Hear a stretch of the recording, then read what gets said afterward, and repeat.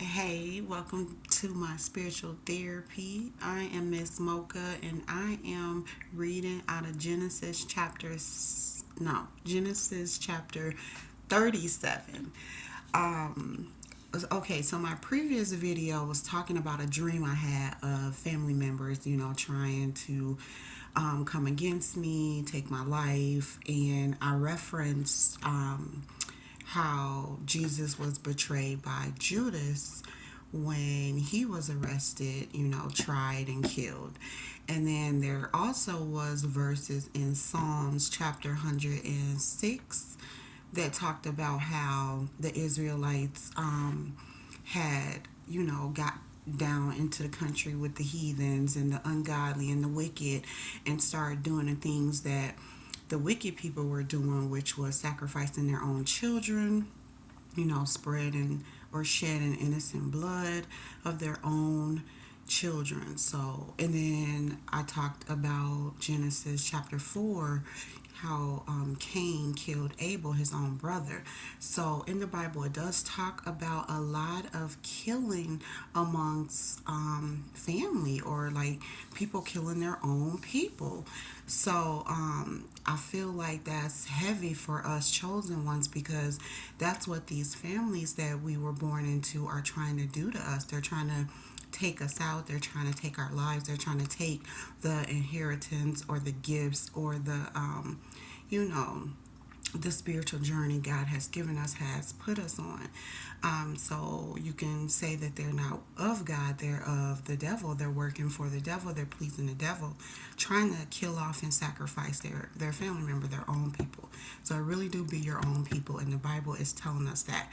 So that's what my previous video was about. So my next videos are going to be about studying Joseph. And Joseph was one of the original 12 tribes. So the children of Israel, the children of Jacob, he had 12 sons, and Joseph was one of his sons. And so he was one of the 12 tribes that make up the 144,000. Okay, so you want to read about him, it's in Genesis.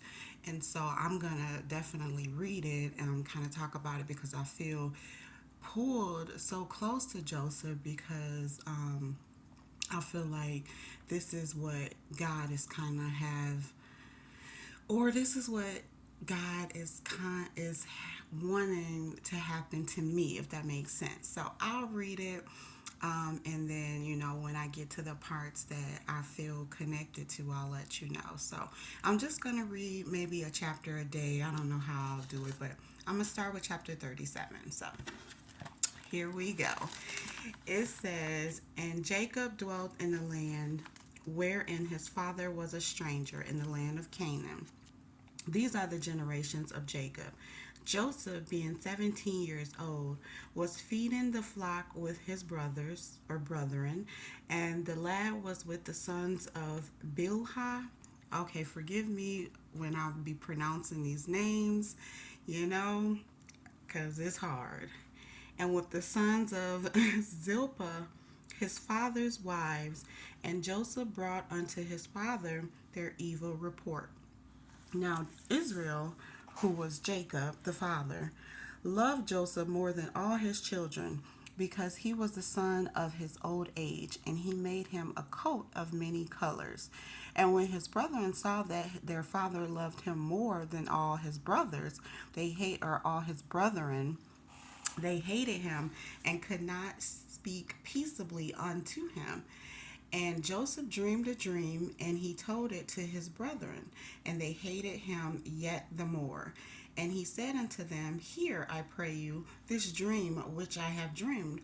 For behold, we were binding sheaves in the field, and lo, my sheaf arose and also stood upright, and behold, your sheaves stood round about and made um obeisance. I don't know that word, but it's okay. So it's saying, and bowed down to my sheep. So I guess it's like made obedience. So he's trying to say that um, they bow down to him in the dream. So the brothers bow down to Joseph in the dream. Okay, so verse 8 says, "And his brethren said to him, Shalt thou indeed reign over us? Or shalt thou indeed have dominion over us?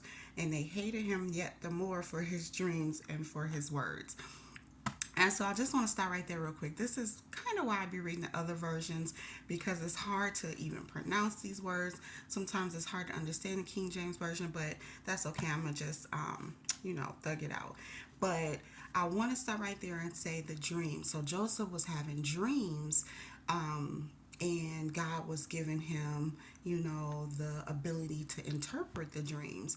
And so that's one way how I'm connected to Joseph, is because God has also given me dreams to interpret. And so I need to find the understanding of what the dreams mean, so, because it helps me in my life. So that's why I've been posting videos about dream analysis or analyzing my dream, is because God's been showing me how to do that. So just like Joseph here. So that's that. Okay, we're at verse 9, and it's a lot of verses, but that's okay. "And he dreamed yet another dream, and told it to his brethren, and said, Behold, I have dreamed a dream more. And behold, the sun and the moon and the 11 stars made obedience to me." Obedience. I'm going to just say obedience because I cannot pronounce it. It's Obeisance. Obeisance. I don't know. I can't say it. I'll just say obedience to him. "And he told it to his father and to his brethren. And his father rebuked him and said unto him, What is this dream that thou hast dreamed? Shall I and thy mother and thy brother indeed come to bow down ourselves to thee, to the earth?" So he went and told the father, and the brother says dreams about how he's having dreams that they're going to bow down to him, that they're going to be serving him, that Joseph's going to be the ruler over his family. And so they're like, "You're tripping. We're not going to be doing that." They did not like it. Okay, so verse 11 says, "And his brethren envied him, but his father observed the same. And his brethren went to feed their father's flock in Shechem." I believe that's right. "And Israel, which was Jacob, the father, said unto Joseph, Do not thy brethren feed the flock in Shechem? Come, and I will send thee unto them. And he said to him, Here I am. And he said to him, Go, I pray thee, see whether it be well with thy brethren, and well with the flocks, and bring me word again. So he sent him out of the vale of Hebron, and he came to Shechem." I think that's right. I don't know. But okay, we're getting the story of it. So if I mispronounce the words, sorry. "And a certain man found him, and behold, he was wandering in the field. And the man asked him, saying, What seekest thou? And he said, I seek my brethren. Tell me, I pray thee, where they feed their flocks. And the man said, They are departed hence, for I heard them say, Let us go to Dothan. And Jacob went after his brethren and found them in Dothan." I think it's Dothan, a city. "And when they saw him afar off, even before he came near unto them, they conspired against him to slay him. And they said to one another, Behold, this dreamer cometh." So they're trying to kill him because he had dreams that he was going to be a ruler. That's crazy. Okay, and then they're, mocking him and talking about him because he a dreamer. "Behold, this dreamer cometh." That's funny. "Come now, therefore, and let us slay him, and cast him into some pit. And we will say, Some evil beast have devoured him, and we shall see what will become of his dreams." So the brothers are already hating, trying to kill him because of his dreams. "And Reuben heard it, and he delivered him out of their hands, and said, Let us not kill him. And Reuben said unto him," so remember, these are the brothers, the 12 brothers of Joseph, or Israel, the 12 tribes of Israel. So they make up the leaders of the 144,000. So that is just a thing to note. "Shed no blood, but cast him into this pit that is in the wilderness, and lay no hand upon him, that he might rid him out of their hands, to deliver him to his father again. And it came to pass, when Joseph was come unto his brethren, that they stripped Joseph out of his coat of many colors that was on him. And they took him and cast him into a pit, and the pit was empty, there was no water in it. And they sat down to eat bread, and they lifted up their eyes and looked, and behold, a company of Ishmaelites came from Gilead with their camels, bearing spicery and balm and myrrh, going to carry it down to Egypt. And Judah said unto his brethren, what profit is it if we slay our brother and conceal his blood? Come and let us sell him to the Ishmaelites, and let not our hand be upon him, for he is our brother in our flesh. And his brethren were content. Then they passed by Midianites, I think, merchantmen, and they drew and lifted up Joseph out of the pit, and sold Joseph to the Ishmaelites for 20 pieces of silver, and they brought Joseph into Egypt. So instead of killing their brother, they sold him for 20 pieces of silver. Okay, so they gave him up, sold him up for some money instead of killing him. Um, but God's hands was all over Joseph. He knew everything the brothers was doing, and he allowed it. And we're gonna see why at the end of it, because those dreams of Joseph's are gonna come true, just like he's telling me that my dreams are gonna come true. Not all of them, but the ones that are in his will. So let's see, where was I at? Verse 29. And Reuben returned into the pit, and behold, Joseph was not in the pit, and he rent his clothes. And he returned unto his brethren and said, the child is not, and I, whither shall I go? And they took Joseph's coat and killed a kid of the goats, and dipped the coat in blood. And they sent the coat of many colors, and they brought it to their father, and said, this have we found.